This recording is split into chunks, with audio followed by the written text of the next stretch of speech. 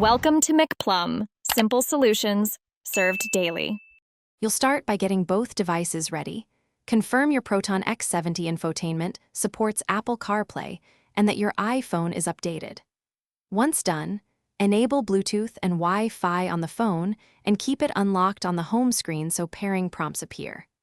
Use a certified Lightning cable if you plan a wired connection or ensure your car's wireless CarPlay is enabled in settings. This first step removes connectivity hurdles quickly and lets you move straight into pairing without guessing why the devices won't see each other.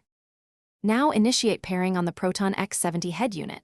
Open the CarPlay or smartphone connection menu and select Apple CarPlay, then tap Connect Apple Device or Pair New Device. If using a cable, plug the iPhone into the USB CarPlay port and watch for the CarPlay icon. If wireless, start Bluetooth Discovery and select the head unit name on your phone. Confirm the on-screen PIN or Bluetooth pairing request on your iPhone. Make sure you accept any prompts to allow contacts and messages, because CarPlay needs those permissions to function fully.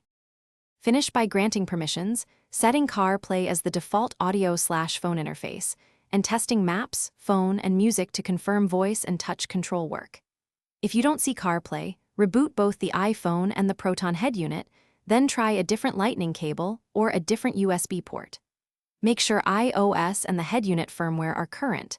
If problems persist, reset the iPhone network settings and repair. This troubleshooting tip solves most hidden pairing or permission errors quickly, so you can drive with CarPlay reliably.